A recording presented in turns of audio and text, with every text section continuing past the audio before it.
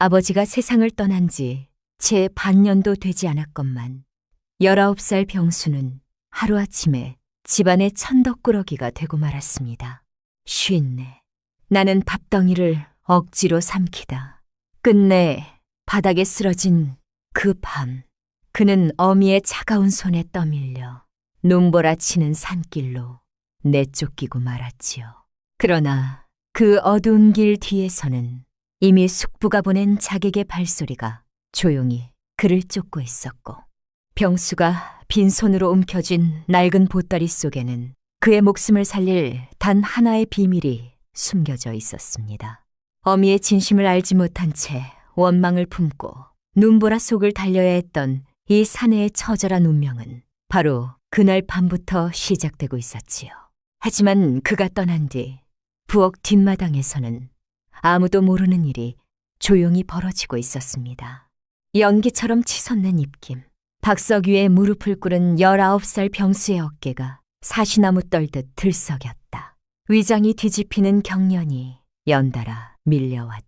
방금 억지로 삼켰던 것이 다시 거슬러 올라왔다. 쉰내가 진동하는 보리밥, 곰팡이가 슬어 희뿌옇게 변한 된장국 찌꺼기, 나흘을 굶은 허기가 그 더러운 것마저 탐하게 했으나 결과는 참혹했다. 식도를 타는 쓴물이 넘쳐오르고 눈가에는 자신도 모르는 눈물이 맺혔다. 뼈가 등뼈에 달라붙을 것 같은 고통보다 더 그를 옥죄는 것은 따로 있었다. 부엌, 문지방, 너머 희미한 등잔, 불빛 아래 팔짱을 낀 채 그를 내려다보는 여인, 바로 병수의 계모 조씨였다. 조씨의 눈빛에는 일말의 동정도, 어미라는 자의 온기도 없었다. 오직 지독한 경멸과 귀찮음만이 서리발처럼 맺혀있을 뿐이었다. 배가 고파 흙이라도 파먹을 기세더니 주는 밥도 제대로 소화하지 못하는 꼴이라니. 천하에 쓸모없는 밥벌레가 따로 없구나. 조씨의 목소리는 낮고 차가웠으며 비수처럼 병수의 가슴에 꽂혔다. 병수는 입가에 묻은 오물을 거칠게 훔치며 비틀거리는 몸을 일으켜 세웠다. 다리가 후들거려 당장이라도 쓰러질 것 같았지만 저 여인 앞에서 나약한 모습을 보이고 싶지 않다는 오기 하나가 그를 버티게 했다. 병수가 원망 가득한 눈으로 조씨를 노려보자 그녀는 코웃음을 치며 치맛폭을 털었다. 그 눈빛이 무엇이냐? 내 아비가 남긴 재산을 축내며 먹여주고 재워준 은혜를 원수로 갚겠다는 것이냐? 네가 이 집안의 장자라고 유세라도 떨고 싶은 모양인데 꼬락서니를 보아라. 내 놈은 이제 양반집 도련님도 못 되는 시기일 뿐이다. 조씨의 독설은 멈출 줄 몰랐다. 병수의 주먹이 부들부들 떨렸지만 그는 아무런 반박도 할 수 없었다. 아버지가 의문의 병으로 세상을 떠난 지 불과 반년. 집안의 실권은 계모 조씨와 그녀가 끌어들인 작은아버지 홍대감에게 넘어갔고, 병수는 하루아침에 하인보다 못한 처지로 전락했기 때문이었다. 더 이상은 못 참겠습니다. 차라리 저를 죽이십시오. 이런 짐승만도 못한 대우를 받으며 사느니 아버님이 계신 저승으로 가는 게 낫겠습니다. 병수가 피를 토하듯 절규했다. 그의 목소리에는 지난 반년간 쌓이고 쌓인 서러움이 묻어 있었다. 그러나 조씨는 눈 하나 깜짝하지 않았다. 오히려 기다렸다는 듯 싸늘한 미소를 지으며 부엌 구석에 놓여있던 낡은 괴나리 보찜 하나를 병수의 발치로 툭 던졌다. 보찜은 바닥에 떨어지며 둔탁한 소리를 냈다. 죽는 것은 내 자유나 내 집마당에서 객사하여 집안에 재수없는 기운을 남길 생각은 추호도 말거라. 안 그래도 내 놈을 내보낼 참이었다. 꼴도 보기 싫으니 당장 이 보따리나 챙겨서 내 눈앞에서 사라져라. 이것이 내가 네 놈에게 베푸는 마지막 자비니라. 그것은 축갱령이었다. 한겨울의 매서운 칼바람이 문틈으로 새어들어와 병수의 얇은 옷자락을 파고들었지만 조씨의 말보다 춥지는 않았다. 병수는 바닥에 뒹구는 보찜을 멍하니 내려다 보았다. 이것이 아버지와 자신이 살던 집에서 쫓겨나는 마지막 순간의 모습이라니 기가 막혀 말문이 막힐 지경이었다. 병수는 떨리는 손으로 보찜을 집어들었다. 생각보다 묵직한 무게가 손끝에 전해졌지만 그 안에는 낡은 옷가지나 돌덩이 따위가 들어있을 것이 뻔했다. 조 씨가 자신에게 귀한 것을 챙겨주었을 리 만무했기 때문이었다. 병수는 이를 악물며 고개를 들어 조 씨를 똑바로 응시했다. 어머니, 아니 조 씨 부인, 오늘 이 치욕은 내 뼈에 새겨두겠소. 언젠가 내가 다시 돌아오는 날 당신은 피눈물을 흘리며 내 발에 엎드리게 될 것이오. 병수의 목소리는 분노로 인해 갈라졌지만 그 눈빛만큼은 형형하게 빛났다. 그러나 조 씨는 가소롭다는 듯 고개를 돌리며 차갑게 대꾸했다. 돌아오려거든 살아서 나오거라. 밖에는 굶주린 늑대들이 득실거릴 터이니 네 놈 같은 새님은 사흘도 못 버티고 객사할 것이 뻔하지만 말이다. 그녀는 더 이상 대꾸할 가치도 없다는 듯 냅다 돌아섰고 병수는 마지막으로 집안을 한번 둘러보았다. 어릴 적 아버지와 함께 글을 읽던 사랑채, 어머니가 살아계실 적 따뜻한 밥 짓는 냄새가 나던 안채, 그 모든 추억이 이제는 지옥 같은 고통으로 변해 그를 짓누르고 있었다. 병수가 비틀거리는 걸음으로 대문을 향해 걸어가는 동안 사랑채 쪽문이 드르륵 열리며 짙은 담배 연기가 새어나왔다.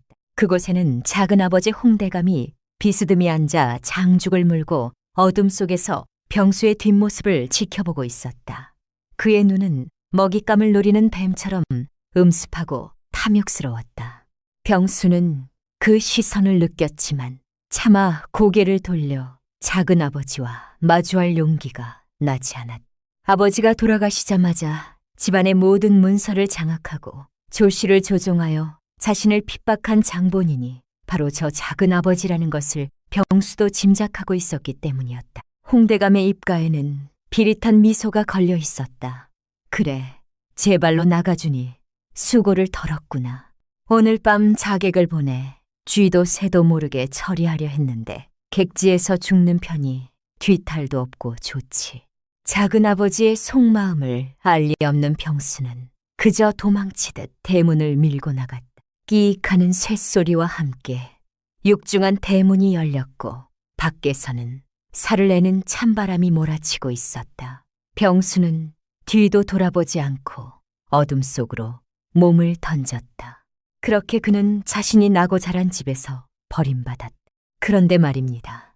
대문이 쿵 하고 닫히는 소리가 들리자 부엌에 서 있던 조 씨의 어깨가 흠칫 떨렸습니다. 그녀는 병수가 사라진 대문 쪽을 뚫어지게 바라보다가 다리에 힘이 풀린 듯 그 자리에 주저앉았다. 차갑고 독해 보이던 그녀의 얼굴에서 순식간에 가면이 벗겨져 나갔다. 공포와 슬픔, 그리고 안도감이 뒤섞인 기묘한 표정으로 조 씨의 얼굴이 일그러졌다. 그녀의 손은 심하게 떨리고 있었고 이마에는 식은땀이 송글송글 맺혀 있었다. 갔구나. 드디어 갔어. 조 씨는 떨리는 입술로 중얼거리며 가슴을 쓸어내렸다. 그녀가 병수에게 먹인 쉰밥은 그를 당장 집 밖으로 내쫓기 위한 구실에 불과했다. 오늘 밤 홍대감이 병수의 밥상에 비소를 탈 계획을 세우고 있다는 것을 우연히 엿들은 조 씨가 취할 수 있는 유일한 방법은 병수가 밥을 먹기 전에 억지로라도 내쫓아 목숨을 부지하게 하는 것뿐이었다. 조 씨는 자신의 가슴을 쥐어뜯으며 소리 없는 울음을 토해냈다. 병수야, 미안하다. 이 못난 어미를 용서하지 마라. 차라리 나를 증오하고 미워해서 그 도끼로라도 살아남아라. 그때 등 뒤에서 서늘한 기척이 느껴졌다. 조 씨는 황급히 눈물을 훔치고 다시금 독한 계모의 가면을 얼굴에 덮었다. 형수님, 처리는 잘 되었소? 사랑채에서 나온 홍대감이 느릿한 걸음으로 부엌으로 다가오고 있었다. 그의 목소리에는 의심의 기색이 역력했다. 조 씨는 천천히 몸을 일으켜 홍대감을 마주 보았다. 그녀의 눈빛은 다시금 차갑게 식어 있었다. 예, 서방님. 꼴도 보기 싫은 그 시기를 드디어 내쫓았습니다. 쉰 밥덩이 하나 던져주니 제분을 못 이기고 뛰쳐나가더군요.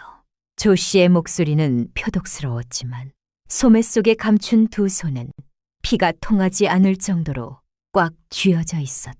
홍대감은 조 씨의 얼굴을 유심히 살피더니 이내 만족스러운 듯 껄껄 웃음을 터뜨렸다. 하하, 잘하셨어. 형수님도 이제야 속이 시원하시겠구려. 전처 자식이 눈에 가시처럼 박혀 있으니 얼마나 답답하셨겠소. 이제 이 집안의 재산은 모두 형수님과 제 아들의 것이 아니겠소.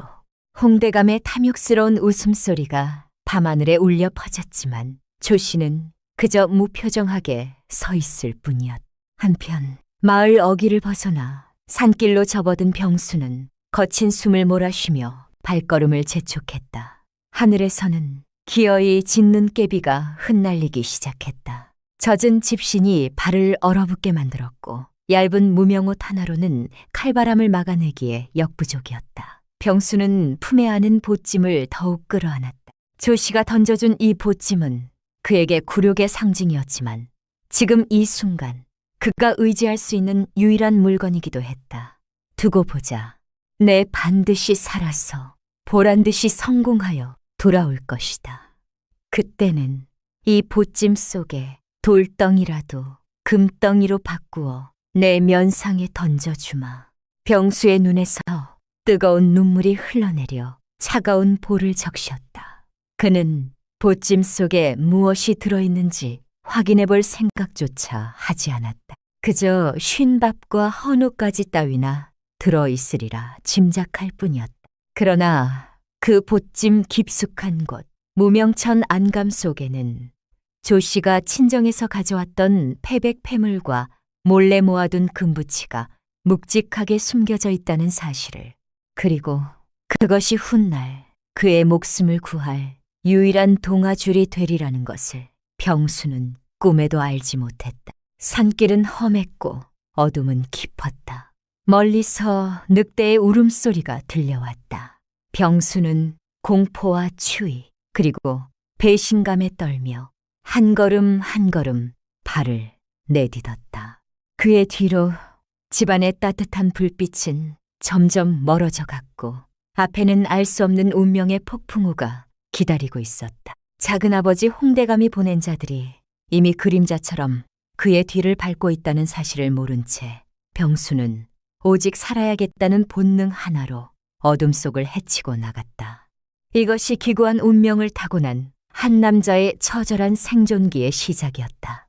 휘몰아치는 눈보라는 마치 성난 짐승의 발톱처럼 병수의 온몸을 핥고 지나갔다. 마을 어귀를 벗어나 첩첩 산중으로 들어설수록 바람은 더욱 사나워졌고 무릎까지 차오른 눈은 걸음을 옮길 때마다 천근만근의 족쇄가 되어 발목을 잡아끌었다. 얇은 무명 버선은 이미 젖다 못해 얼어붙어 발가락의 감각을 마비시켰고 거친 숨을 내뱉을 때마다 폐부 깊숙한 곳에서 쇠를 긁는 듯한 통증이 밀려왔다. 병수는 눈앞이 하얗게 번지는 현기증을 느끼며 고목의 몸통에 기댔다. 나흘을 굶고 쉰밥조차 토해낸 빈속은 이제 고통을 넘어선 기묘한 허무함으로 가득 차 있었다. 세상 천지에 홀로 남겨진 듯한 고독감.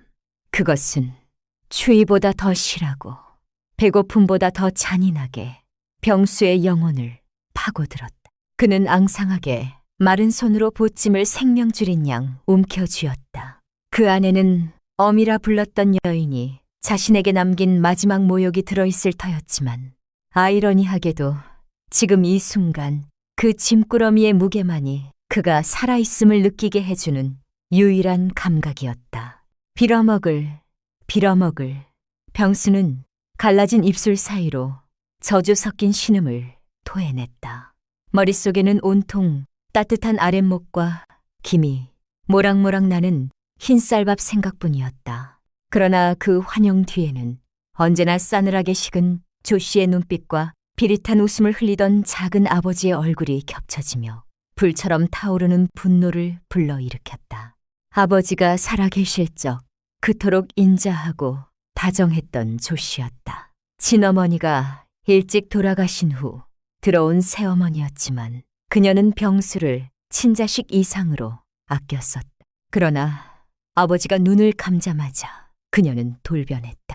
마치 10년간 쓰고 있던 탈을 벗어던진 악기처럼 그녀는 병수를 벌레 보듯 했고 작은 아버지와 결탁하여 집안을 장악했다.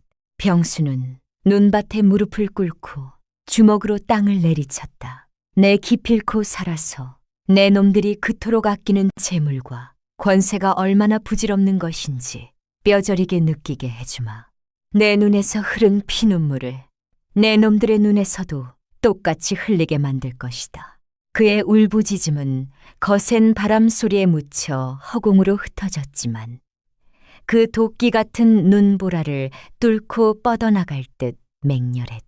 한편 병수가 떠난 집안은 폭풍 전야 같은 적막에 휩싸여 있었다.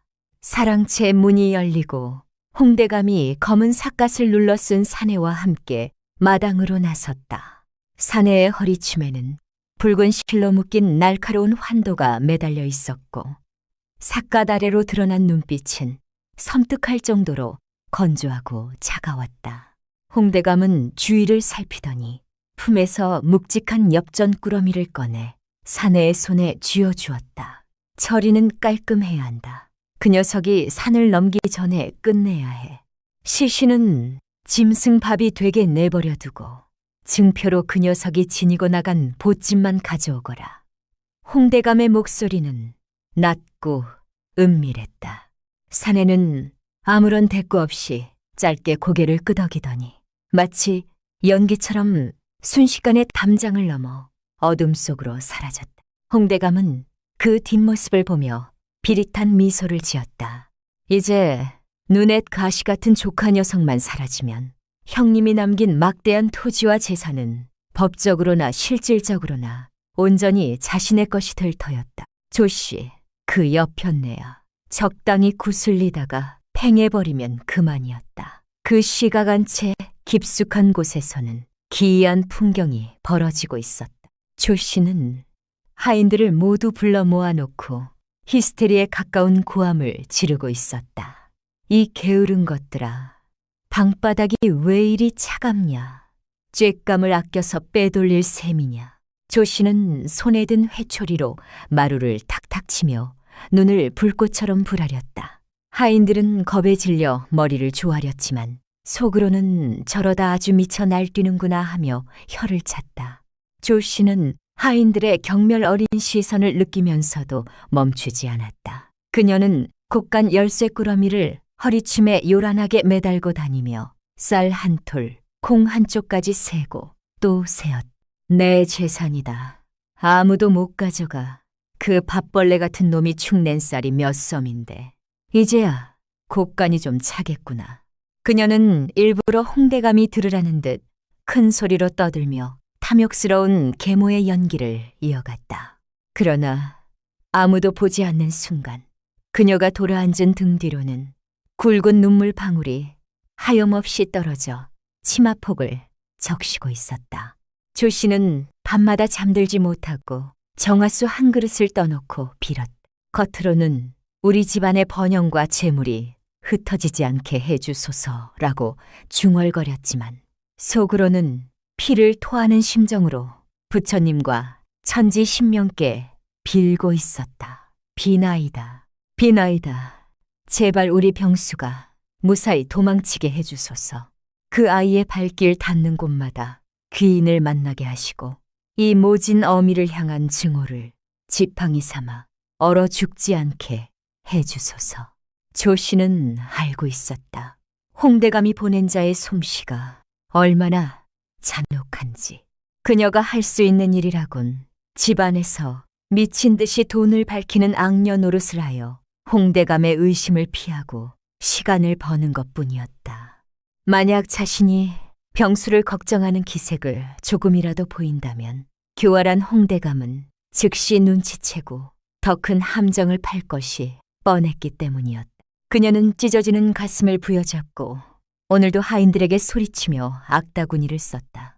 다시 치크 같은 산길로 돌아갑니다. 병수는 감각이 없어진 다리를 억지로 움직이며 고개마루를 넘고 있었다. 그때였다. 윙윙거리는 바람 소리 사이로 무언가 이질적인 것이 들려왔다. 눈을 밟는 소리. 짐승의 것이라기엔 너무나 규칙적이고 사람의 것이라기엔 소름 끼칠 정도로 신속한 발소리였다. 병수의 등골에 서늘한 전율이 흘렀다. 본능이 경고하고 있었다. 이런 강강구를 누군가 자신을 쫓고 있다는 것을. 그는 본능적으로 보찜을 고쳐매고 걸음을 재촉했다. 하지만 굶주림과 추위로 탈진한 그의 걸음은 쫓아오는 자의 속도를 따돌리기엔 역부족이었다. 뒤를 힐끗 돌아본 순간 어둠 속에서 번뜩이는 칼날의 서슬퍼런 빛이 눈에 들어왔다. 혹 병수는 단말마의 비명을 삼키며 비탈길을 굴러내려갔다. 날카로운 나뭇가지들이 얼굴과 손등을 찢었지만 아픔을 느낄 겨를도 없었다. 잡히면 죽는다. 그 생각 하나만이 그의 뇌를 지배했다. 자객은 넘어진 병수를 보며 여유롭게 걸어왔다. 눈밭 위에 선명하게 찍힌 핏자국이 병수의 위치를 알려주고 있었다. 도련님, 꽤나 끈질기시군요. 그냥 편안하게 가시는 게 좋지 않겠습니까? 홍대감 마님께서 기다리십니다. 자객의 목소리는 건조했다. 그는 살인을 즐기지도 죄책감을 느끼지도 않는 그저 의뢰받은 일을 처리하는 기계와 같았다. 병수는 바위 뒤에 몸을 숨기고 가쁜 숨을 몰아쉬었다. 심장이 터질 듯이 요동쳤다. 여기서 끝인가? 억울하게 쫓겨나 객지에서 이름 모를 칼날에 비명 행사하는 것이 내 운명인가? 공포가 그를 잠식하려던 찰나 보찜이 바위에 부딪히며 툭 하는 둔탁한 소리를 냈다. 그 소리는 마치 조씨가 마지막으로 던지던 때의 소리와 같았다. 순간 병수의 눈에 핏발이 섰다. 아니, 죽을 수 없다. 저놈들에게 내 목을 내어줄 수는 없어. 차라리 벼랑 끝으로 뛰어내릴지언정 놈들의 손에 죽지는 않겠다. 병수는 젖먹던 힘을 다해 몸을 일으켰다. 그리고 자객이 다가오는 반대 방향, 길이 아닌 가시덤불 숲을 향해 몸을 던졌다. 자객은 잠시 멈칫하더니 흥미롭다는 듯 입꼬리를 올렸다. 쥐새끼가 제법 독하군. 사냥꾼과 사냥감의 추격전은 깊은 산속으로 이어졌다. 병수는 옷이 찢겨나가고 살점이 떨어져 나가는 고통 속에서도 멈추지 않았다. 그는 문득 아버지가 생전에 해주셨던 말씀을 떠올렸다. 병수야, 진정한 용기는 두려움이 없는 것이 아니라 두려움에도 불구하고 나아가는 것이다. 그 말은 얼어붙은 그의 다리에 뜨거운 피를 돌게 했다. 그는 보찜을 방패 삼아 쏟아지는 눈보라를 뚫고 깎아지른 듯한 절벽 아래 검게 입을 벌린 동굴을 발견했다. 저곳이라면 잠시 몸을 피할 수 있을지도 모른다. 아니, 저곳이 내 무덤이 될지라도 놈에게 목을 내어주진 않으리라. 동굴 안은 치크 같은 어둠이었지만 바람을 피할 수 있다는 것만으로도 천국과 같았다. 병수는 동굴 가장 깊숙한 곳으로 기어들어가 웅크려 앉았다. 밖에서는 자객이 주위를 수색하는 소리가 들려왔다. 사각사각 눈을 밟는 소리가 점점 가까워졌다. 병수는 숨소리조차 죽인 채 자신의 입을 틀어막았다. 공포와 긴장이 극에 달해 온몸이 사시나무 떨듯 떨려왔다. 그때 꼬르륵 긴장을 비웃기라도 하듯 뱃속에서 천둥 같은 소리가 났다. 병수는 쏘스라치게 놀라 배를 움켜쥐었다. 죽음이 코앞에 닥친 순간에도 배가 고프다는 사실이 너무나 비참하고 서러웠다. 그는 보찜을 내려다보았다. 이 안에 밥이라도 있다면, 곰팡이 핀 떡이라도 있다면 미친 듯이 먹어치우고 싶었다. 죽기 전에 배라도 채우고 죽고 싶다는 원초적인 욕망이 그를 지배했다.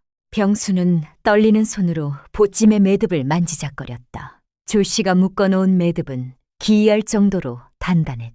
마치 절대 풀지 말라는 듯, 혹은 소중한 것을 지키려는 듯 야무지게 묶인 매듭. 병수는 이로 매듭을 물어뜯으며 생각했다. 이 안에 든 것이 돌덩이라도 상관없다. 씹어먹을 수 있는 것이라면 무엇이든 좋다. 밖에서는 자객의 발소리가 동굴 입구에서 멈췄다. 발자국이 여기서 끊겼군. 자객의 중얼거림이 동굴 안으로 메아리쳐 들어왔다. 병수는 눈을 질끈 감았다. 이제 끝인가? 그는 마지막 반항이라도 하려는 듯 보찜의 매듭을 거칠게 잡아당겼다. 투둑하는 소리와 함께 보찜이 열렸다. 하지만 어둠 속이라 그 안의 내용물은 보이지 않았다. 손을 집어넣어 만져보니 딱딱하고 차가운 무언가와 종이 같은 질감이 느껴졌다. 쉰내는 나지 않았다. 대신 은은한 향내가 코끝을 스쳤다. 이것은 대체 무엇인가? 자객이 천천히 동굴 안으로 발을 들여놓으려는 순간 어디선가 부엉이 울음소리가 구슬프게 울려 퍼졌다. 자객은 잠시 멈칫하더니 이내 혀를 차며 발길을 돌렸다. 짐승 굴인가 보군. 이 눈보라 속에 살아있을 리 만무하지. 날이 밝으면 시신이나 찾으러 와야겠어. 자객의 발소리가 점점 멀어져 갔다. 한단 간지 병수는 그제야 참고 있던 숨을 몰아쉬며 바닥에 쓰러졌다. 긴장이 풀리자 극심한 피로와 허기가 쓰나미처럼 밀려왔다. 그는 열린 보찜 속에 손을 넣은 채 정신을 잃어가고 있었다. 그의 손끝에 닿은 것은 단순한 음식이 아니었다. 그것은 차갑고 무거운, 그러나 그의 운명을 뒤바꿀 열쇠였다. 의식이 흐려지는 와중에도 병수는 생각했다. 어머니, 당신은 대체 제게 무엇을 주신 겁니까? 동굴 밖에는 여전히 매서운 눈보라가 몰아치고 있었고 병수의 거친 숨소리만이 좁은 동굴을 채우고 있었다. 그렇게 죽음의 문턱을 간신히 넘긴 밤이 깊어가고 있었다. 동굴 밖에서 휘몰아치던 눈보라가 잦아들고 희미한 여명이 잿빛 하늘을 가르며 동굴 안으로 스며들었다. 병수는 딱딱하게 굳은 몸을 뒤척이며 힘겹게 눈을 떴다. 온몸의 관절이 비명을 질렀고 살을 내는 추위는 뼛속까지 파고들어 있었다. 다행히 밤새 자객은 다시 나타나지 않았다. 살아남았다는 안도감보다 먼저 찾아온 것은 위장을 쥐어짜는 듯한 끔찍한 공복감이었다. 병수는 헛구역질을 했다.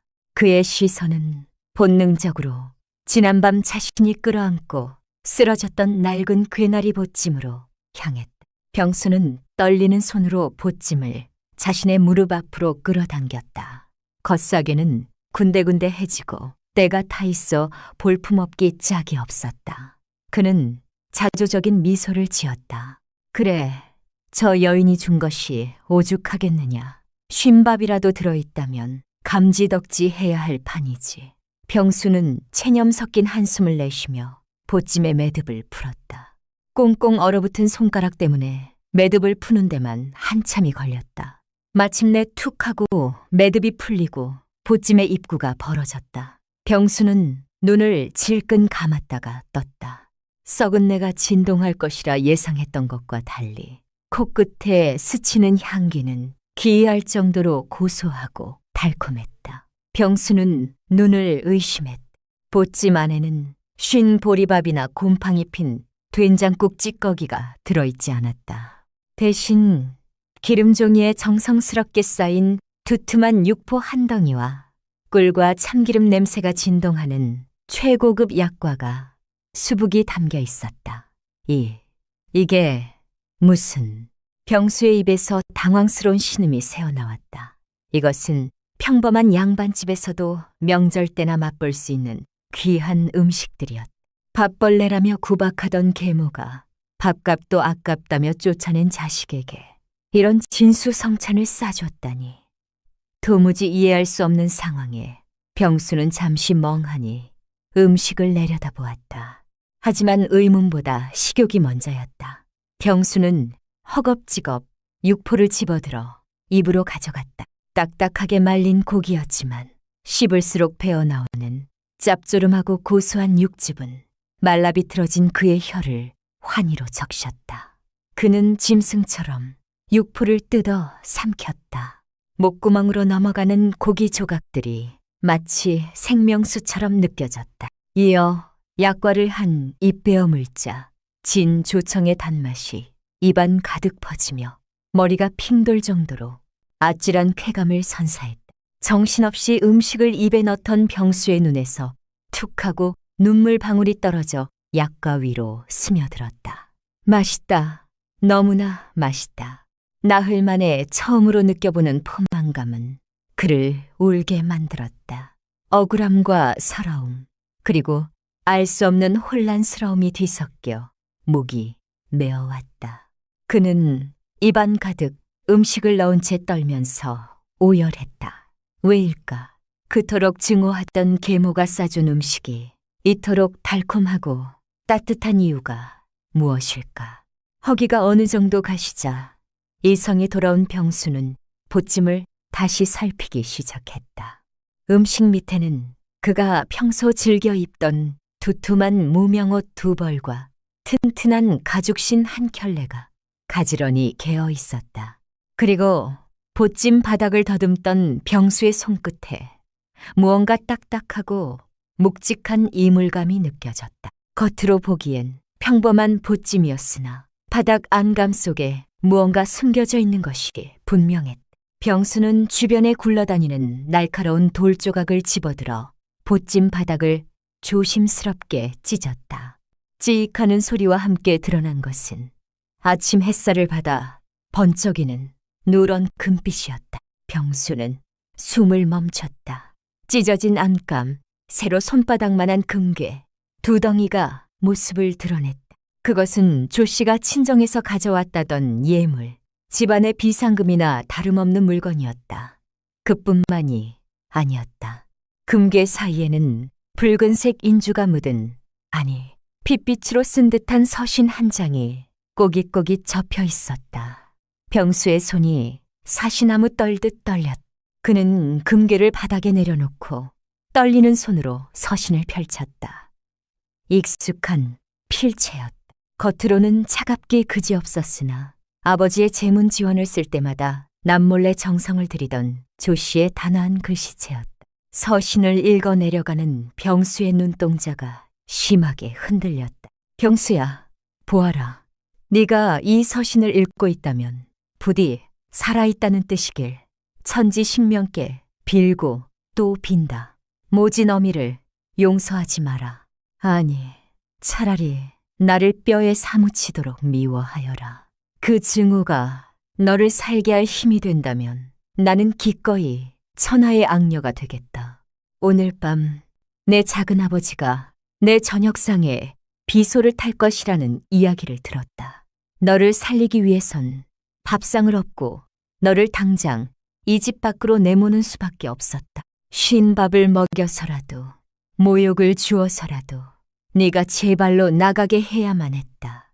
그렇지 않으면 너는 오늘 밤을 넘기지 못했을 것이다. 이 금괴는 내가 평생 모은 것이다. 이것을 자금 삼아 어디로든 멀리 도망쳐라. 그리고 부디 살아남아 강해지거라. 네 아비의 억울한 죽음과 빼앗긴 가문을 되찾을 힘을 길러라. 그때까지 나는 이 지옥 같은 집에서 흉내를 내며 네 자리를 지키고 있겠다. 추운 객지에서 굶지 말고 아프지 마라. 내 아들아, 죄마은 어미가 피눈물로 쓴다. 아, 병수의 입에서 짐승의 울부짖음 같은 탄식이 터져 나왔다. 서신을 쥔 손이 하얗게 질렸다. 모든 퍼즐이 맞춰졌다. 왜 그녀가 갑자기 돌변하여 자신을 구박했는지, 왜 하필 그날 밤 그토록 모진 말로 자신을 내쫓았는지 그녀의 차가운 눈빛 뒤에 숨겨져 있던 처절한 공포와 슬픔이, 독설 속에 감춰져 있던 절박한 모정이 그제야 가슴을 치고 들어왔다. 병수는 기억을 되감았다. 부엌 문지방 너머에서 자신을 바라보던 그녀의 눈빛, 보찜을 던지던 떨리는 손길, 그리고 마지막으로 대문이 닫힐 때 들렸던 미세한 흐느낌 소리. 그것은 경멸이 아니었다.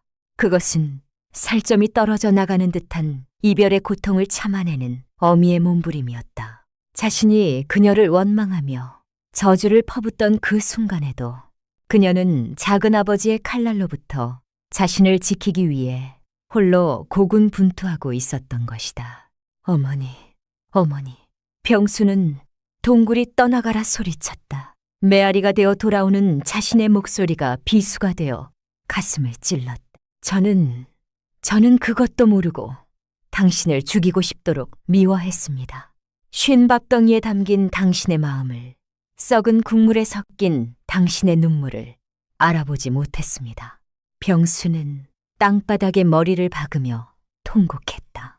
이마에서 피가 흘러내려 눈물과 뒤섞였지만 그는 멈출 수가 없었다.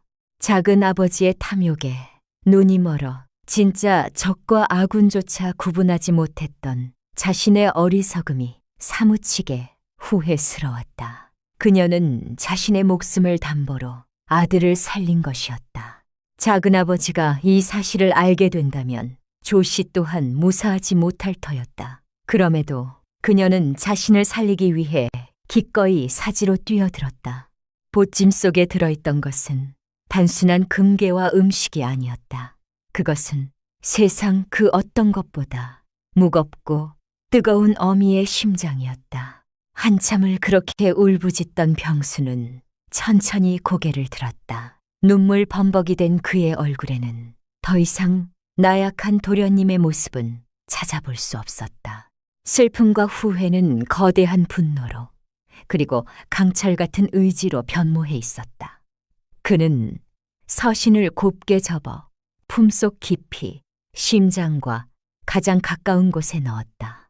그리고 바닥에 놓인 금괴를 집어들었다. 묵직한 금괴의 무게가 그의 결심을 다지게 했다. 살아야 한다. 반드시 살아남아야 한다. 내가 죽으면 어머니의 희생은 물거품이 된다. 병수는 자리에서 일어났다. 여전히 다리는 후들거리고 온몸이 쑤셨지만 눈빛만은 맹수처럼 형형하게 빛나고 있었다. 그는 동굴 입구에서 자신이 걸어왔던 방향, 고향 집이 있는 쪽을 향해 무릎을 꿇고 큰 절을 올렸다. 차가운 눈바닥에 이마를 대고 그는 맹세했다. 어머니, 기다려 주십시오. 이 불효자, 당신의 뜻대로 끈질기게 살아남겠습니다. 늑대보다 더 지독하게, 여우보다 더 교활하게 살아남아 힘을 기르겠습니다. 그리고 반드시 돌아가겠습니다. 그때는 제가 당신의 방패가 되고 당신의 칼이 되어 그 더러운 무리들을 심판하겠습니다. 작은 아버지의 목을 베어 당신의 발에 바치고 빼앗긴 우리 가문을 다시 일으켜 세우겠습니다. 부디 그때까지, 제발 그때까지 무탈하십시오. 병수는 눈물을 훔치고 보찜을 다시 단단히 묶었다. 가죽신을 바꾸어 신은 그의 발걸음은 이전과는 비교할 수 없을 정도로 힘찼다. 보찜 속의 금괴는 그를 지탱해줄 자금이 될 것이고, 품속의 서신은 그가 나아갈 방향을 가리키는 나침반이 될 것이었다. 그는 동굴을 나섰다. 밖에는 여전히 칼바람이 불고 있었지만 병수는 더 이상 춥지 않았다. 그의 가슴 속에는 어미가 지펴준 복수의 불꽃과 뜨거운 사랑이 활활 타오르고 있었기 때문이다. 병수는 산 아래로 뻗은 험한 길을 응시했다. 자객은 아직 근처를 배회하고 있을지도 몰랐다. 하지만 병수는 두려워하지 않았다. 이제 그는 쫓기는 사냥감이 아니었다. 그는 복수를 위해 이빨을 가는 다른 늑대였다. 그는 산길을 내려가며 머릿속으로 지도를 그렸다. 북쪽 국경지대, 거친 무인들이 모여든다는 그곳으로 가리라. 그곳에서 자신의 나약한 껍질을 깨부수고 진정한 힘을 얻으리라.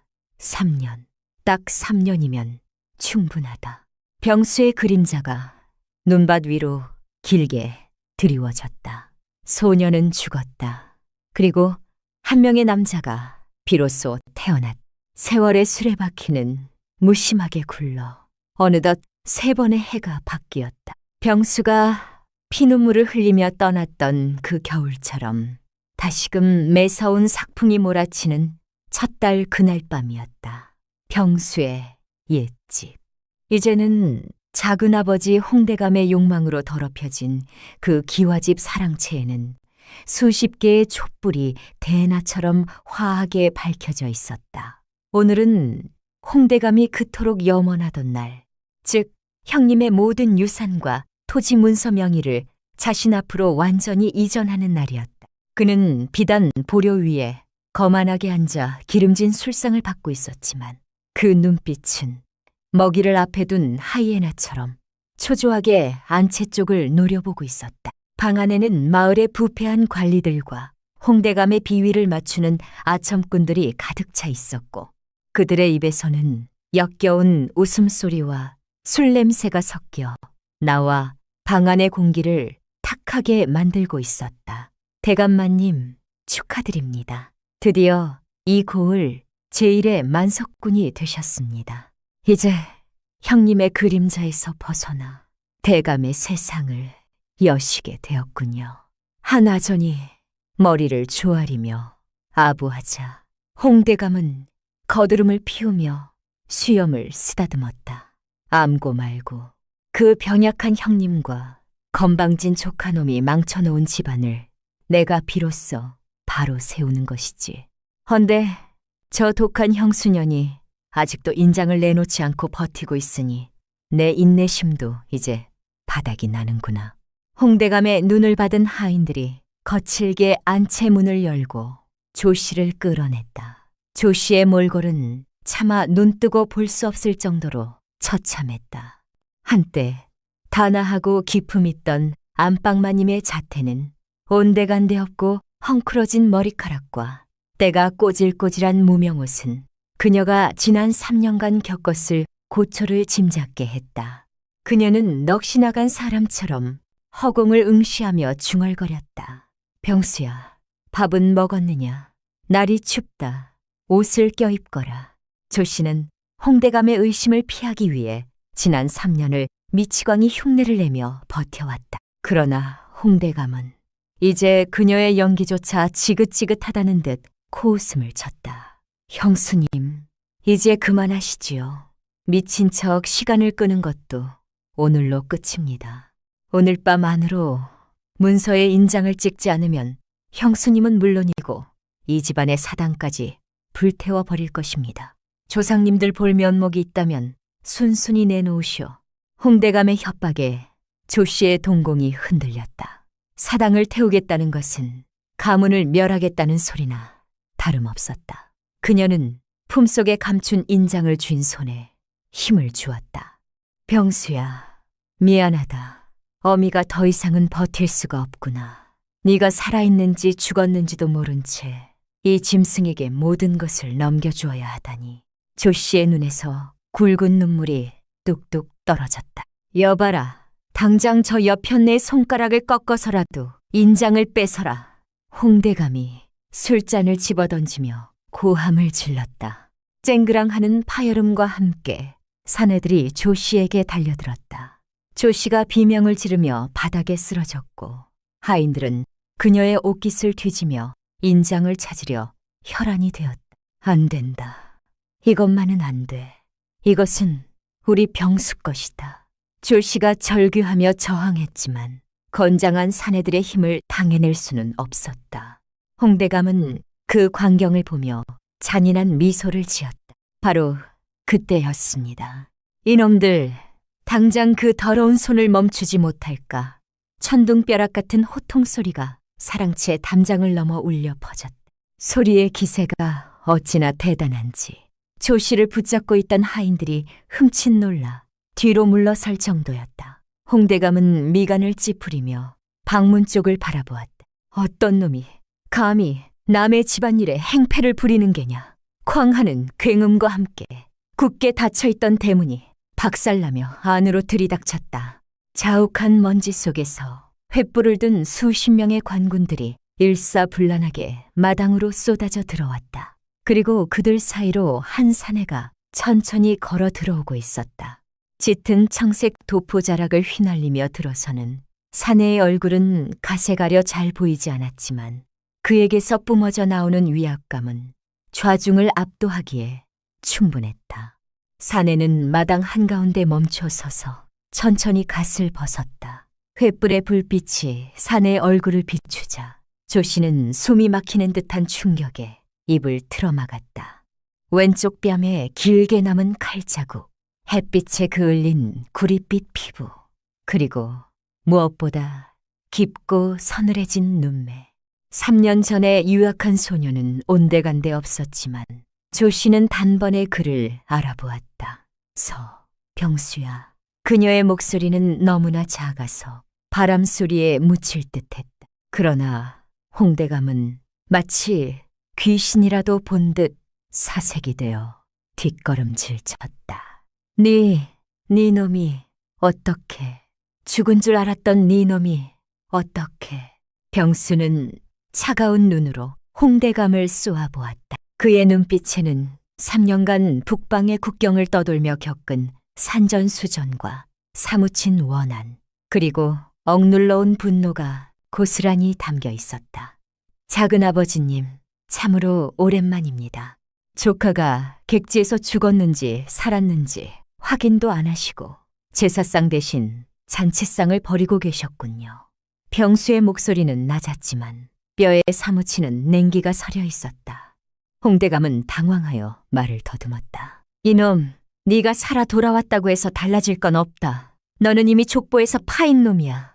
어디서 관군을 사칭하여 행패를 부리느냐.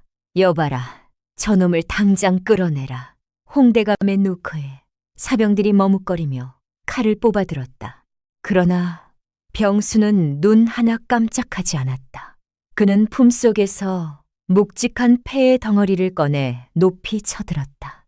횃불 아래 번쩍이는 것은 5마리의 말이 새겨진 마패였다. 아맹어사 출두야. 병수의 외침과 동시에 관군들이 일제히 함성을 지르며 사병들을 제압하기 시작했다. 아맹어사 박나리가 아니라 아맹어사 남병수 나리가 여기 계시다. 부패한 탐관오리와 결탁하여 백성을 수탈하고 조카를 살해하려 한 홍대감을 포박하라. 관군 대장의 우렁찬 목소리가 밤하늘을 갈랐다. 방 안에 있던 부패한 관리들과 아첨꾼들은 혼비백산하여 뒷구멍으로 도망치려 했지만 이미 집안은 물샐 틈 없이 포위된 상태였다. 홍대감은 다리에 힘이 풀려 주저앉으면서도 끝까지 발악했다. 이건 모함이다. 증거가 어디 있느냐. 나는 형님의 유언에 따라 집안을 다스렸을 뿐이다. 그는 억지를 부리며 자신의 죄를 부정하려 했다. 그러나 병수는 싸늘한 미소를 지으며 뒤를 향해 손짓했다. 증거를 원하신다면 보여드리지요. 들어오거라. 어둠 속에서 포승줄에 묶인 채 끌려 나온 것은 3년 전 병수를 죽이려 했던 자객이었다. 자객은 고문의 흔적으로 만신창이가 된 채 고개를 떨구고 있었다. 홍대감의 눈이 공포로 확장되었다. 병수는 자객 앞에 서서 차갑게 물었다. 말하라. 3년 전 나를 죽이라고 사주한 자가 누구냐? 자객은 힘겹게 고개를 들어 떨리는 손가락으로 홍대감을 가리켰다. 저자입니다. 홍대감이 엽전 500을 주며 도련님을 쥐도 새도 모르게 죽이고 보찜을 가져오라 시켰습니다. 자객의 자백은 결정타였다. 마당에 모인 모든 사람들이 경악하며 홍대감을 손가락질했다. 홍대감의 얼굴은 흑빛이 되었다. 그는 팔썩 주저앉으며 기어가 엎드렸다. 아이고, 조카님. 아니, 어사또나리. 제가 잠시 미쳤었나 봅니다. 제발, 목숨만은 살려주십시오. 우리는 피를 나눈 혈육이 아닙니까? 병수는 더러운 것을 피하듯 발을 빼며 차갑게 일갈했다. 혈육, 당신이 나에게 비소를 탄 밥을 먹이려 했을 때, 눈보라치는 산속으로 자객을 보냈을 때, 당신은 이미 나의 작은아버지가 아니었습니다. 당신은 그저 탐욕에 눈이 먼 괴물일 뿐입니다.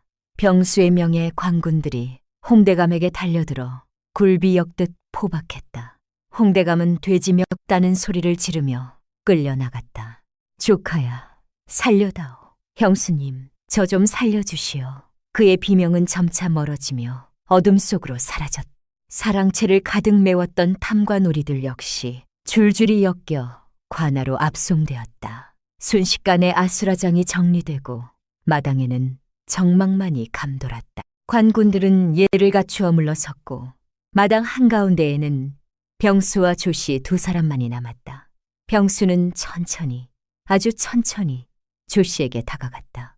조씨는 여전히 바닥에 주저앉은 채 믿기지 않는다는 듯 멍하니 병수를 올려다보고 있었다. 그녀의 손은 심하게 떨리고 있었고 눈에는 하염없는 눈물이 고여 있었다. 병수는 그녀 앞에 털썩 무릎을 꿇었다. 그의 화려한 어사 복장은 흙바닥에 더러워졌지만 그는 아랑곳하지 않았다. 병수는 거칠고 투박해진 조씨의 두 손을 자신의 뺨에 갖다 댔다. 그녀의 손은 얼음장처럼 차가웠고 뼈만 앙상하게 남아 있었다. 어머니, 늦어서 죄송합니다. 정말 죄송합니다. 병수의 목소리가 울먹임으로 떨렸다. 그 한마디에 조씨의 두이 터졌다. 병수야, 내 아들 병수야, 살아있었구나. 정말 살아있었어. 조씨는 병수의 얼굴을 더듬으며 오열했다. 그녀가 지난 3년간 가면 뒤에 숨겨왔던 모든 고통과 서러움이 그 눈물과 함께 쏟아져 나왔다. 어찌 이러셨습니까? 어찌 이 못난 아들을 살리겠다고 그 모진 수모를 다 견디셨습니까? 차라리 저에게 사실을 말씀하시지 왜 혼자서 그 지옥을 감당하셨습니까? 병수는 조씨를 끌어안았다. 조씨는 병수의 넓어진 어깨에 얼굴을 묻고 아이처럼 울었다. 아니다. 나는 괜찮다.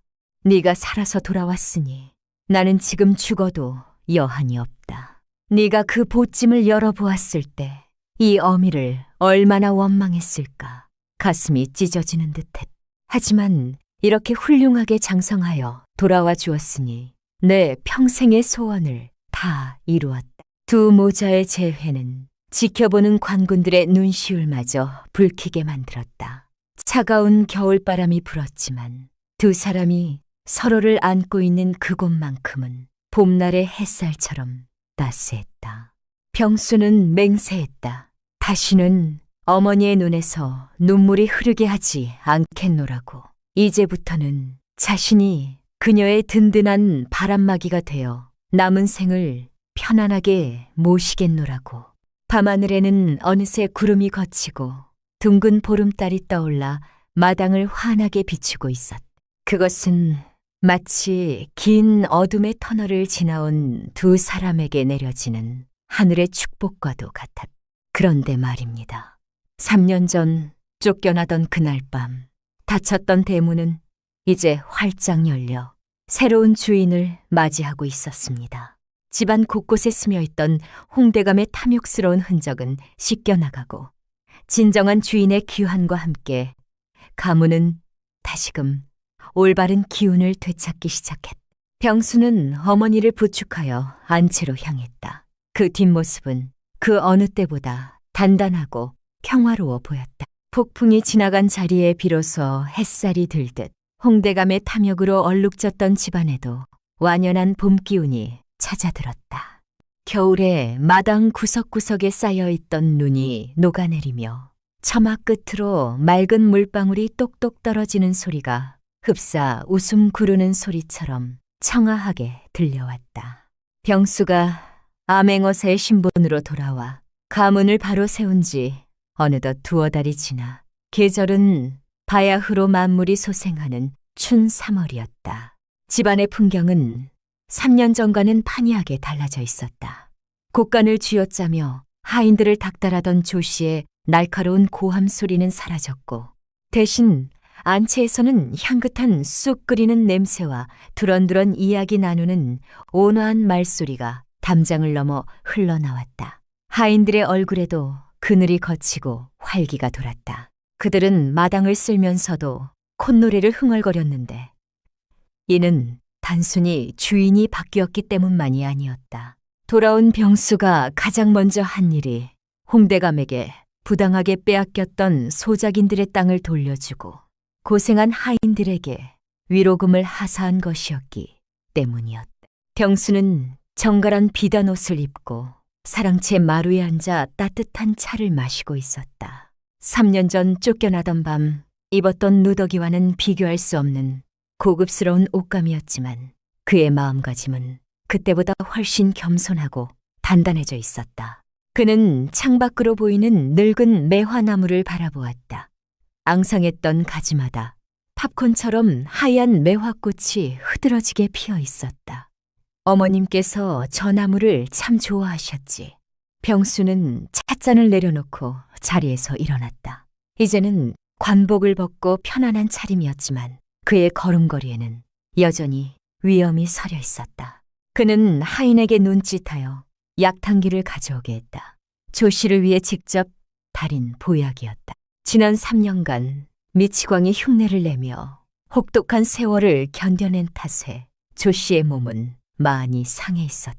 병수는 아침 저녁으로 어머니의 약을 직접 챙기며 지난날의 불효를 갚고자 했다. 안채 문을 열고 들어서자 조 씨가 창가에 앉아 바느질을 하고 있었다. 햇살을 등지고 앉은 그녀의 모습은 한 폭의 그림처럼 평화로워 보였지만 바늘을 잡은 손가락 마디마디가 굵어져 있어 병수의 가슴을 아리게 만들었다. 어머니, 약 드실 시간입니다. 병수의 부드러운 목소리에 조 씨가 고개를 들었다. 그녀의 얼굴에는 이제 도끼 어린 가면 대신 세월의 흔적이 묻어나는 인자한 주름과 따스한 미소가 자리 잡고 있었다. 뭐냐, 병수야? 바쁠 터인데 뭐하러 이 매번 직접 오느냐. 하인들을 시켜도 될 것을. 조 씨는 타박하는 척하면서도 아들이 내미는 약사발을 받아드는 손길에는 기쁨이 묻어났다. 병수는 어머니의 옆에 무릎을 꿇고 앉아 그녀가 약을 다 마실 때까지 지켜보았다. 쓴 약을 들이키면서도 조 씨의 표정은 달콤한 꿀물을 마시는 듯했다. 어머니, 혹 기억하십니까? 제가 떠나던 날 밤 부엌 뒤에서 토해냈던 그 쉰밤 말입니다. 병수가 조심스럽게 입을 열었다. 조 씨는 약사발을 내려놓으며 씁쓸한 미소를 지었다. 어찌 있겠느냐. 내 평생 가장 가슴 아픈 밥상이었다. 하얀 쌀밥에 고깃국을 먹여보내도 시원찮을 판에 짐승도 안 먹을 쉰내. 나는 밥을 내 입에 밀어 넣었으니 그때 내 속은 숯검정처럼 타 들어갔느니라. 조 씨의 눈가가 촉촉해졌다. 병수는 따뜻한 손으로 어머니의 거친 손을 감싸 쥐었다. 그때는 그 밥이 독약인 줄 알았습니다. 헌데 객지를 떠돌며 배를 줄여보니 알겠더군요. 그날 어머니가 저를 내쫓지 않으셨다면 저는 진짜 독이 든 밥을 먹고 죽었을 테지요. 그 쉰 밥은 저를 살린 생명수였고 어머니의 모진 말은 저를 강하게 만든 채찍이었습니다. 병수의 진심 어린 고백에 조 씨는 고개를 저으며 아들의 손등을 쓰다듬었다. 아니다. 그래도 어미로서 할 짓이 아니었다. 네가 산속 동굴에서 그 보찜을 열어보았을 때 얼마나 황망했을꼬. 금덩이보다 따뜻한 밥 한 끼를 더 그리워했을 텐데.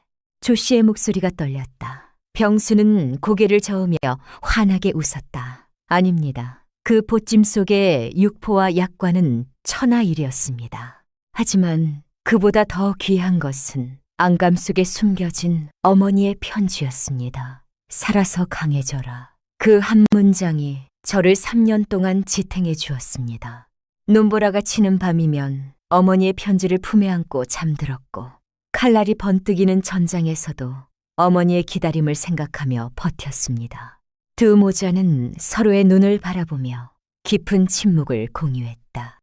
100마디 말보다 더 깊은 이해와 사랑이 오가는 순간이었다. 지난 3년의 고통은 이 순간을 위한 값진 수업료였으리라. 오후가 되자 병수는 가문의 사당으로 향했다. 오늘은 돌아가신 아버지의 기일이자 가문을 되찾은 것을 정식으로 고하는 날이었다. 사당 안에는 향냄새가 은은하게 감돌고 있었다. 병수는 제사상 앞에 정갈이 무릎을 꿇고 술잔을 올렸다. 그의 뒤에는 조씨가 단정한 상복 차림으로 앉아 있었다. 아버님, 불효자 병수가 돌아왔습니다. 아버님께서 물려주신 이 집안을 탐욕스런 무리로부터 지켜내고 다시금 바로 세웠습니다. 이제 저승에서라도 편히 눈을 감으십시오. 병수의 목소리는 떨리지 않았다. 그것은 다짐이자 당당한 보고였다. 조씨 역시 눈물을 훔치며 잔을 올렸다. 서방님, 보시오. 우리 병수가 이렇게 훌륭하게 자랐습니다. 그 유약하던 서생이 아니라 천하를 호령하는 대장부가 되었소. 사당의 위패가 촛불의 일렁이며 마치 흐뭇하게 웃는 듯했다. 제사를 마치고 나오는 길, 마을 어기 정자나무 아래에는 동네 사람들이 모여 웅성거리고 있었다. 예전에는 조씨를 독한 계모라 욕하고 병수를 쫓겨난 밥벌레라 비웃던 그들이었다. 그러나 지금 그들의 입에서 나오는 말은 찬사 일색이었다. 자네 들었나? 그 조씨 부인이 사실은 전처 자식을 살리려고 일부러 악역을 자처했다더군. 세상에 그런 연려가 어디 있나. 그러게 말일세. 홍대감 그 날강도 같은 놈, 눈을 속이려고 미친 척까지 했다니 그 속이 얼마나 문드러졌겠나. 병수 도련님, 아니 어사또 나리도 그 은혜를 잊지 않고 효도가 극진하니 하늘이 감동할 노릇이지. 사람들의 입을 타고 전해지는 이야기는 어느새 전설이 되어가고 있었다. 병수와 조씨가 대문 밖으로 나오자 마을 사람들은 누가 먼저랄 것도 없이 고개를 숙여 예를 표했다. 그것은 권력에 대한 두려움이 아니라 진정한 덕행에 대한 존경의 표시였다. 홍대감과 그 일당에 대한 처분은 엄중했다. 그들은 곤장을 맞고 천리밖 외딴 섬으로 유배를 떠났다. 떠나는 날 홍대감은 병수를 보며 살려달라고 애원했지만 병수는 차갑게 돌아섰다. 작은 아버지님께 드리는 마지막 자비는 목숨을 부지하게 해드리는 것입니다. 그곳에서 평생토록 자신의 죄를 뉘우치며 사십시오. 그것으로 충분했다. 사적인 복수심으로 칼을 휘두르기보다 법의 심판을 받게 하는 것이 암행어사이자 한 가문의 가장으로서 보여줄 수 있는 최고의 품격이었다. 악의는 사라졌고 정의는 바로 섰다. 이제 남은 것은 그들이 망가뜨린 일상을 다시금 아름답게 수놓는 일뿐이었다. 세월은 유수와 같이 흘러 다시 10년이 지났다. 병수는 조정에서 신망을 받는 높은 벼슬에 올랐지만 한양의 화려한 저택보다는 고향 집에 내려와 어머니를 모시는 것을 더 즐거워했다. 어느 한가로운 가을날 저녁, 병수와 조씨는 마루에 앉아 붉게 물든 단풍을 구경하고 있었다. 조씨의 머리는 백발이 성성해졌지만 안색은 어린아이처럼 맑았다. 병수는 품에서 낡은 비단 주머니 하나를 꺼내 조씨에게 건넸다. 이것이 무엇이냐? 조씨가 의아해하며 물었다. 주머니를 열자 그 안에는 10여 년 전 조씨가 병수에게 주었던 그 보찜의 낡은 천 조각과 조씨가 피눈물로 써주었던 그 편지가 들어있었다. 병수는 그것을 세상 어떤 보물보다 소중하게 간직하고 있었던 것이다. 어머니, 저는 벼슬이 높아지고 재물이 쌓일 때마다 이 낡은 천 조각을 꺼내봅니다. 초심을 잃지 않기 위해서지요.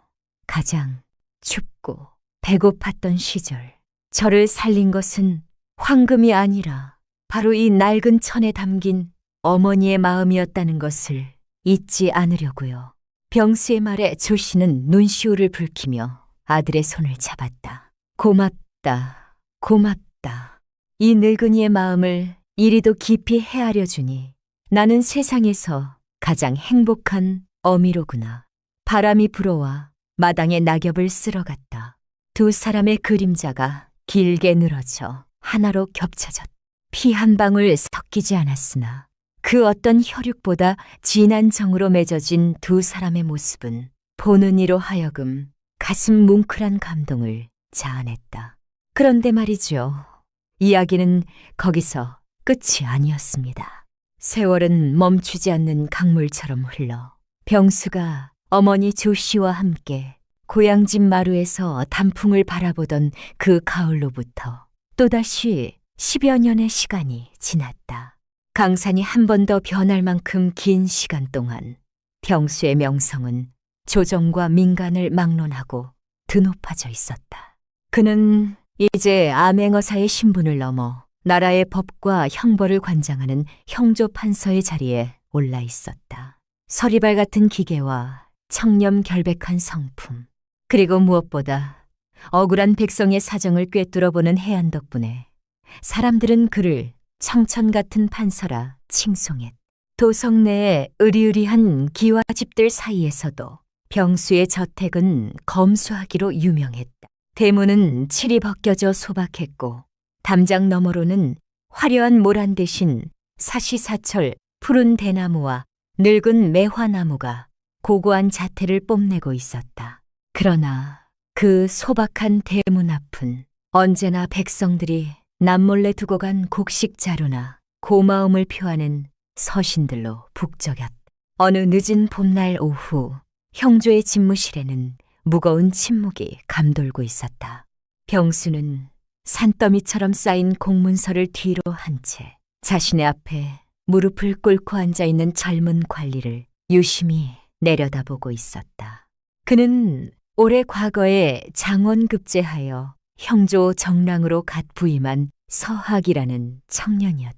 서학은 총명하고 일처리가 매끄러워 병수가 각별히 아끼는 인재였으나 오늘 그의 표정은 잔뜩 흐려 있었고 눈가에는 분노와 억울함이 가득 차 있었다. 병수가 천천히 붓을 내려놓으며 침묵을 깼다. 정랑, 자네의 얼굴에 수심이 가득하여 정무에 집중하지 못하는 듯하군. 무슨 일이 있는 게냐? 내게 털어놓아 보거라. 병수의 목소리는 낮고 부드러웠으나 상대를 압도하는 위엄이 서려 있었다. 서학은 한참을 머뭇거리다 입술을 깨물며 힘겹게 입을 열었다. 대감마님, 소인 오늘 부로 관직을 내려놓고 낙향할까 하옵니다. 더 이상은 견딜 수가 없습니다. 병수의 미간이 살짝 찌푸려졌다. 견딜 수 없다니 무엇이 자네를 그토록 괴롭게 한단 말이냐. 서학은 주먹을 꽉 쥐었다. 그의 손톱이 손바닥을 파고들 정도로 힘이 들어가 있었다.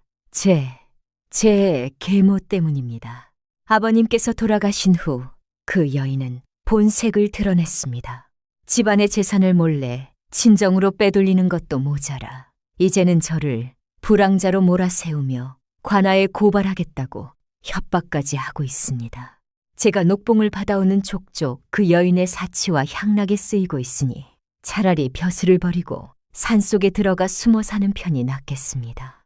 서학의 목소리는 분노로 떨리고 있었다. 그는 계모라는 단어를 입에 올릴 때마다 치를 떨었다. 그 모습은 흡사 수십 년 전 쉰밥을 토해내며 조씨를 저주하던 병수 자신의 모습과 너무나 닮아 있었다. 병수는 자리에서 일어나 뒷짐을 지고 창가로 다가갔다.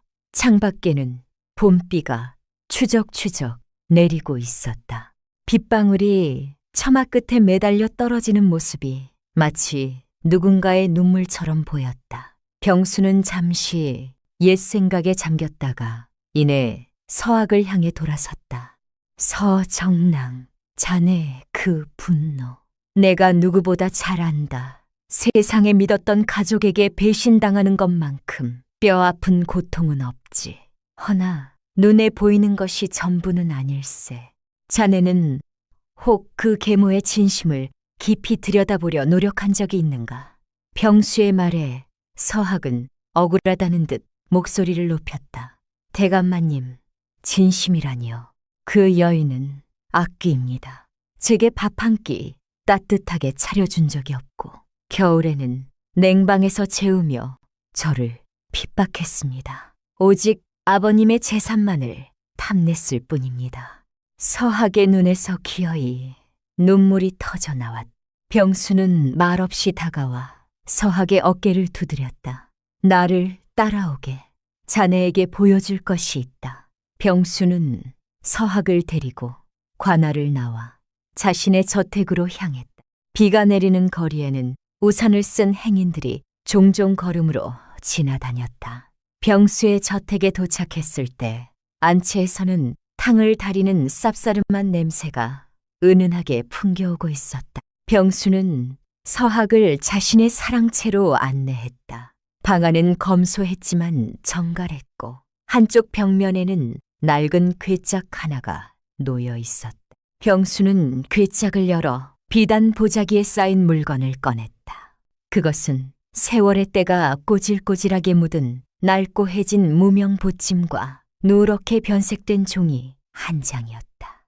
서학은 의아한 눈빛으로 그것을 바라보았다. 천하의 형조판서가 이토록 귀하게 간직하는 물건이라기엔 너무나 보잘것없어 보였기 때문이다. 이것이 무엇인지 아느냐? 병수가 보찜을 어루만지며 물었다. 서학은 고개를 저었다. 모르겠습니다, 대감마님. 아주 오래되고 낡은 물건 같습니다만. 병수는 씁쓸한 미소를 지으며 자리에 앉으라고 손짓했다. 이것은 내가 19살 때 내 계모에게 쫓겨날 때 들고 나왔던 보찜이다. 그 안에는 쉰 보리밥과 썩은 국찌꺼기가 들어있을 거라 생각했었지. 병수는 차분한 목소리로 자신의 과거 이야기를 들려주기 시작했다. 친 어머니의 죽음, 새어머니 조씨의 냉대, 작은아버지의 음모, 그리고 눈보라치는 밤에 쫓겨나던 그 처절했던 순간까지 서학은 병수의 이야기에 빠져들어 숨조차 크게 쉬지 못했다. 존경하는 대감마님에게 그런 아픈 과거가 있었다니 믿기지 않았다. 나는 그날 밤 동굴 속에서 어머니를 저주하며 이 보찜을 열었다. 그런데 그 안에 무엇이 들어있었는지 아느냐? 병수의 눈빛이 깊어졌다. 그 안에는 내 평생 먹어본 중 가장 맛있는 육포와 약과 그리고 어머니가 피눈물로 쓴 편지가 들어있었다. 어머니는 나를 살리기 위해 작은아버지의 칼날로부터 나를 보호하기 위해 스스로 악역을 자처하셨던 게야. 병수는 편지를 펼쳐 서학에게 보여주었다. 살아서 강해져라. 짧지만 강렬한 문장이 서학의 눈동자에 박혔다. 병수는 계속해서 말했다. 자네가 말하는 그 냉대와 핍박이 어쩌면 자네를 강하게 키우기 위한 혹은 다른 누군가의 위협으로부터 자네를 지키기 위한 방패였을지도 모른다는 생각은 해보지 않았느냐? 서학은 혼란스러운 표정으로 고개를 숙였다. 허나 대감마님, 제 계모는 다릅니다. 그녀는 정말로 돈을 탐하여 친정으로. 그때였다. 병수가 품에서 서신 한 통을 꺼내 서학 앞에 내려놓았다. 그것은 형조의 정보통을 통해 병수가 미리 조사해둔 서학의 집안 사정에 관한 보고서였다. 이것을 읽어보게. 자네는 계모가 재산을 빼돌려 친정으로 보냈다고 했지. 사실은 그게 아니었네. 자네 아버님이 생전에 남긴 빚이 어마어마했더군. 사채업자들은 자네가 과거 급제 후 벼슬길에 오르면 빚을 빌미로 자네의 앞길을 막으려 했네. 자네 계모는 그 빚을 갚기 위해 친정의 재산까지 끌어당겼고 자네가 알면 공부에 방해가 될까봐 악착같이 돈을 밝히는 척하며 뒤로 빚쟁이들을 막아내고 있었던 걸세. 그럴 리가. 서학의 손이 부들부들 떨렸다. 서신에는 비상한 내역과 채권자들의 각서가 상세히 적혀 있었다. 그뿐만이 아니었다. 계모가 서학의 약값을 마련하기 위해 자신의 머리카락을 잘라 팔았다는 기록까지 있었다. 서학은 망치로 머리를 얻어맞은 듯한 충격에 휩싸였다. 저는 그것도 모르고 그녀를 짐승만도 못한 여인이라 욕했습니다. 추운 방에서 재운 것도 제가 나약해지지 않도록 하기 위함이었습니까? 쓴 나무를 먹인 것도 훗날의 고초를 견디게 하기 위함이었으니까. 서학의 눈에서 굵은 눈물이 뚝뚝 떨어져 서신을 적셨다. 오해의 껍질이 깨지고 드러난 진실은 너무나 아프고 시렸다. 병수는 서학에게 다가가 따뜻하게 감싸주었다.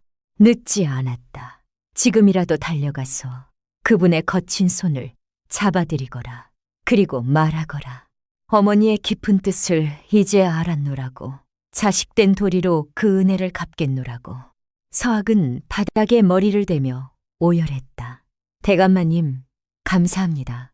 정말 감사합니다. 소인 당장 어머니께 달려가겠습니다. 서학은 병수에게 큰 절을 올리고는 비 내리는 마당으로 뛰쳐나갔다. 그의 뒷모습은 들어올 때와 달리 결연하고 다급해 보였다. 병수는 그가 대문을 나설 때까지 지켜보다가 긴 한숨을 내쉬었다. 그 한숨에는 안도감과 함께 깊은 그리움이 배어 있었다. 병수는 보찜을 다시 조심스럽게 싸서 궤에 넣고 안채의 가장 깊은 방으로 향했다. 그곳에는 이제 기력이 다하여 오늘 내일 하는 노모 조씨가 누워 있었다. 방 안에는 양 냄새와 함께 죽음의 그림자가 엷게 드리워져 있었다. 조씨는 앙상하게 마른 몸으로 이불에 파묻혀 있었고 숨소리는 가늘고 불규칙했다. 병수는 조용히 어머니의 머리맡에 앉아 그녀의 손을 잡았다. 쭈글쭈글하고 차가운 손. 한때는 힘찬 손맛으로 김치를 담그고 억척스럽게 집안을 지키던 그 강인했던 손이 이제는 낙엽처럼 바스라질 듯했다. 어머니, 병수가 왔습니다. 병수가 속삭였다. 조씨가 힘겹게 눈꺼풀을 들어올렸다. 흐릿한 동공이 초점을 맞추려 애쓰더니 이내 아들의 얼굴을 알아보고 희미하게 미소 지었다. 오냐 왔느냐. 내 강아지. 조씨의 목소리는 바람 빠진 풍선처럼 힘이 없었다. 병수는 눈시울이 뜨거워지는 것을 억지로 참으며 미소로 답했다. 네 어머니, 오늘 젊은 관리가 찾아와 어머니 이야기를 해주었습니다. 그 친구도 저처럼 어리석어 귀한 어머니를 미워하고 있었더군요. 제가 그 오해를 풀어주었습니다. 다 어머니 덕분입니다. 조씨는 느릿하게 고개를 끄덕였다. 잘했다. 참으로 잘했다. 사람은 겉만 봐선 모르는 법이지. 너는 세상의 아픈 마음들을 잘 어루만져 주거라. 조씨의 숨소리가 점점 거칠어졌다. 그녀는 마지막 힘을 다해 병수의 손을 꽉 쥐었다. 병수야, 나는 행복했다. 너를 아들로 두어 모진 세월도 견딜 수 있었다. 쉰 밥을 먹여 내쫓던 날, 내 가슴이 찢어졌던 것을 네가 알아주어 그걸로 되었다. 조씨의 눈가에 눈물이 고여 흘러내렸다. 병수는 흐르는 눈물을 닦아주며 어머니의 손등에 입을 맞췄다. 어머니, 다음 생에는 부디 제 딸로 태어나 주십시오. 그때는 제가 비단 옷 입히고 고기 반찬 먹이며 손에 물 한 방울 안 묻히게 금지옥엽으로 키우겠습니다. 이승에서 못다한 효도 그때 다 하겠습니다. 조씨의 입가에 평온한 미소가 번졌다. 고맙다. 내 아들, 사랑한다. 그 말을 마지막으로 잡고 있던 조씨의 손에서 힘이 스르륵 빠져나갔다. 가늘게 이어지던 숨소리가 멈추고 방 안에는 정막만이 남았다. 창밖의 빗소리마저 멈춘 듯 고요했다. 병수는 어머니의 가슴에 얼굴을 묻고 소리 없이 오열했다. 하늘이 무너지는 듯한 슬픔이었지만 동시에 따뜻한 이별이었다. 그녀는 자신의 소임을 다하고 아들의 품에서 가장 편안한 모습으로 떠난 것이었다. 조씨의 장례는 국장에 버금갈 정도로 성대하게 치러졌다. 병수의 청렴함과 효심, 그리고 조씨의 덕행을 기리는 조문객들의 행렬이 십리박까지 이어졌다. 임금조차도 조화를 보내어 그들의 삶을 위로했다. 장례가 끝난 후 병수는 어머니의 묘소 앞에 작은 비석을 세웠다. 비석에는 화려한 미사여구 대신 단 한 문장이 새겨져 있었다. 차가운 밥 속에 뜨거운 심장을 숨겼던 여인, 여기 잠들다. 세월은 다시 흘러 병수 역시 백발의 노인이 되었다. 그는 벼슬에서 물러난 뒤 고향집 사랑채를 서당으로 만들어 아이들을 가르쳤다. 아이들이 글 읽다가 지루해할 때면 그는 벽장에 넣어둔 낡은 보찜을 꺼내어 옛날 이야기를 들려주곤 했다. 쉰 밥덩이와 금괴, 그리고 어머니의 편지 이야기. 아이들은 눈을 반짝이며 그 이야기에 귀를 기울였다. 그래서 할아버지는 그 쉰 밥이 맛있었나요? 철없는 아이의 질문에 병수는 껄껄 웃으며 대답했다. 암고 말고 세상에서 가장 달고 맛있는 밥이었단다. 사랑이라는 양념이 듬뿍 들어간 밥이었으니까. 어느 맑은 가을날 병수는 마루에 앉아 눈을 감았다. 바람에 실려오는 국화 향기 속에서 어머니의 냄새가 났다. 그는 꿈을 꾸었다. 국화, 그 맛. 젊은 시절의 어머니가 부엌에서 갓 지은 하얀 쌀밥을 퍼서 그에게 건네는 꿈을. 병수야, 밥 먹거라. 그 따뜻한 목소리에 병수는 환하게 웃으며 수저를 들었다. 내 어머니, 잘 먹겠습니다. 그의 미소 위로 가을 햇살이 따스하게 내려앉았다. 낡은 보찜의 전설은 그렇게 대를 이어 전해지며 삭막한 세상에 진정한 사랑과 효의 의미를 일깨우는 등불이 되었다. 세상 사람들은 눈에 보이는 것만으로 옳고 그름을 판단하려 한다. 계모는 응당 나쁠 것이라 여기고 쫓겨난 자식은 불황자라 손가락질한다. 그러나 진실은 때로 가장 차가운 가면 뒤에 가장 뜨거운 형태로 숨어있는 법이다. 조씨가 보여준 위험한 위장은 자식을 살리기 위한 가장 숭고한 희생이었고, 병수가 보여준 용서와 효는 그 희생에 대한 가장 아름다운 보답이었다. 훗날 사람들은 이 이야기를 전하며 이렇게 덧붙였다고 한다. 달콤한 말 속에 칼이 숨어 있을 수 있고 쓴 밥덩이 속에 황금이 숨어 있을 수 있다. 그러니 사람의 진심을 보려거든 귀로 듣지 말고 마음으로 느껴라. 겉으로 보이는 친절보다 보이지 않는 곳에서 흘리는 눈물이 더 진한 사랑일지니. 병수의 집 대문에는 오늘도 따스한 등불이 밝혀져 있어 길 잃은 나그네들의 길잡이가 되어주고 있다. 마치 그 옛날 어둠 속에서 아들을 기다리던 어머니의 마음처럼 영원히 꺼지지 않는 불빛으로 말이다.